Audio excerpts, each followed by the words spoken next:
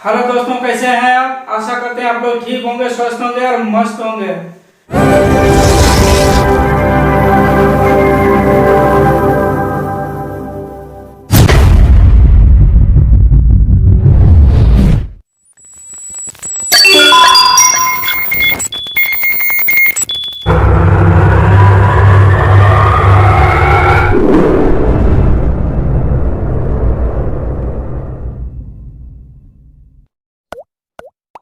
तो दोस्तों, आज हम लोग फ्यूचर परफेक्ट टेंस कवर करने वाले हैं।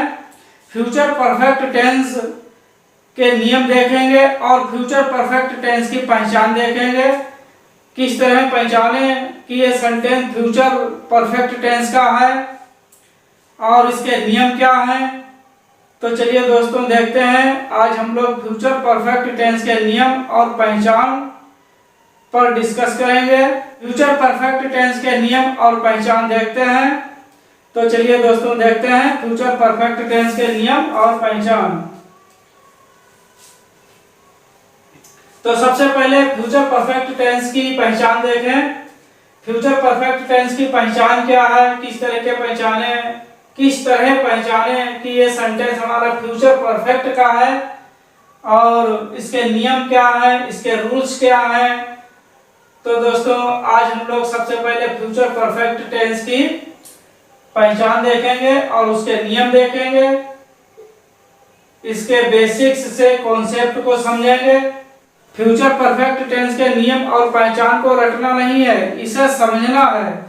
इसे अच्छी तरीके से आप समझेंगे, इसके कॉन्सेप्ट को समझेंगे, इसके बेसिक्स से कॉन्सेप्ट को समझेंगे, तब आप लोग फ्यूचर परफेक्ट टेंस के सेंटेंस बनाना सीख जाएंगे। और आप लोग फ्यूचर परफेक्ट टेंस के नियम और पहचान को रटे मत, इसके लिए अच्छी तरह से समझें ये फ्यूचर परफेक्ट टेंस का नियम क्या कहता है और इसके रूल्स क्या कहते हैं, पहचान क्या है, इसे अच्छी तरह समझें। तो सबसे पहले पहचान देखते हैं। इन टेंस के वाक्यों के अंत में चुका होगा, चुकी होगी, चुके होंगे, चुका होगा आदि शब्द आते हैं तो फ्यूचर टेंस कहते हैं। ये वाक्य भविष्य में किसी कार्य को पूर्ण होने को दर्शाते हैं। फ्यूचर परफेक्ट टेंस की पहचान क्या है। इन टेंस के वाक्यों के अंत में चुका होगा, चुकी होगी, चुके होंगे, चुका होगा आदि शब्द आते हैं तो फ्यूचर परफेक्ट टेंस कहते हैं तथा ये वाक्य भविष्य में किसी कार्य को पूर्ण होने को दर्शाते हैं। क्या दर्शाते हैं? किसी कार्य को पूर्ण होने को दर्शाते हैं। फ्यूचर परफेक्ट टेंस के नियम देखें। आई बी के साथ सेल हैव का प्रयोग करके, आई बी के साथ सेल हैव का प्रयोग करके वर्ब की थर्ड फॉर्म लगाते हैं तथा अन्य सभी कर्ताओं के साथ विल हैव का प्रयोग करके वर्ब की थर्ड फॉर्म लगाते हैं। जो कार्य पहले किया गया हो उसकी अंग्रेजी पहले बनाएंगे और जो कार्य बाद में किया गया हो उसकी अंग्रेजी बाद में बनाएं और जिसकी अंग्रेजी बाद में बनाएंगे तो उसे प्रेजेंट इंडेफिनिट टेंस में बनाएंगे।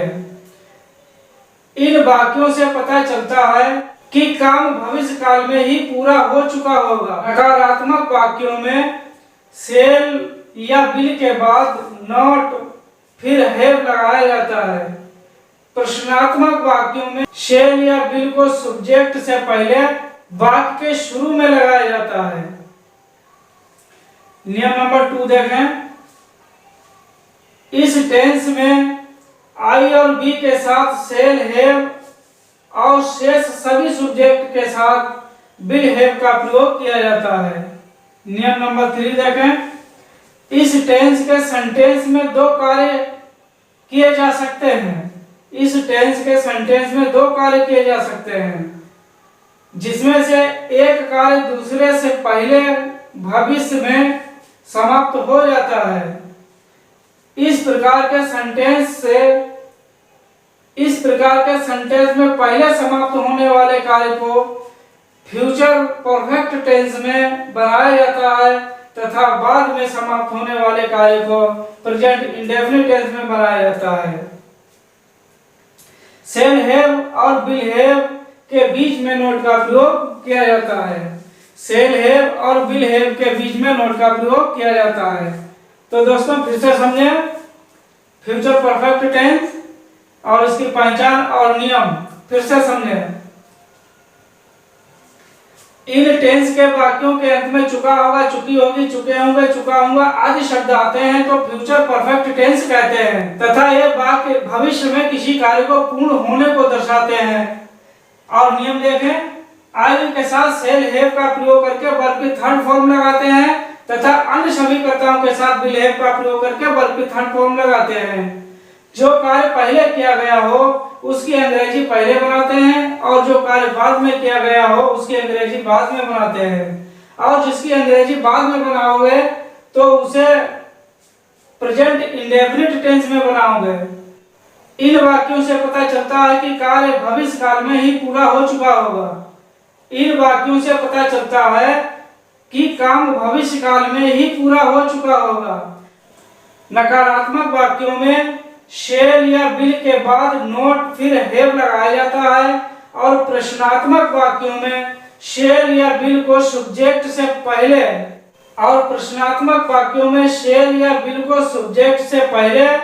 वाक्य के शुरू में लगाया जाता है।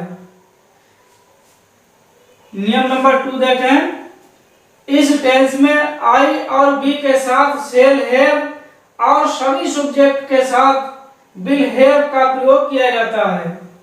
नियम नंबर 3 देखें, इस टेंस के सेंटेंस में दो कार्य किए जा सकते हैं। इस टेंस के सेंटेंस में दो कार्य किए जा सकते हैं जिसमें से एक कार्य दूसरे कार्य से पहले भविष्य में समाप्त हो जाता है।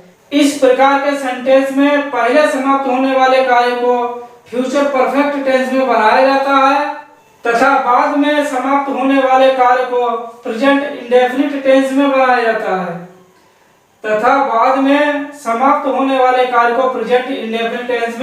जाता है और शैल हैव और विल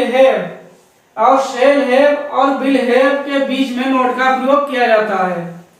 तो दोस्तों फ्यूचर परफेक्ट टेंस में वर्ब की थर्ड फॉर्म लगाई जाती है और शैल हैव आई बी के साथ शैल हैव और बाकी अन्य सब्जेक्ट के साथ में विल हैव का प्रयोग किया जाता है और शैल हैव और विल हैव के बीच में नोट का प्रयोग होता है और प्रश्नात्मक वाले वाक्य में सब्जेक्ट से पहले शैल और विल का प्रयोग किया जाता है और नकारात्मक वाले वाक्य में सब्जेक्ट और हैव के बीच में नोट का प्रयोग किया जाता है। सब्जेक्ट और हैव के बीच में नोट का प्रयोग किया जाता है, उसके बाद में वर्ब की थर्ड फॉर्म लगती है। तो दोस्तों आपको वीडियो समझ में आई है तो आप वीडियो को लाइक करें, शेयर करें, सब्सक्राइब करें और अगर वीडियो समझ में नहीं आई है, आपको सेंटेंस की पहचान, आपको फ्यूचर परफेक्ट टेंस की पहचान और नियम के कॉन्सेप्ट को अगर समझ में नहीं आया है तो आप कमेंट बॉक्स में बताएं।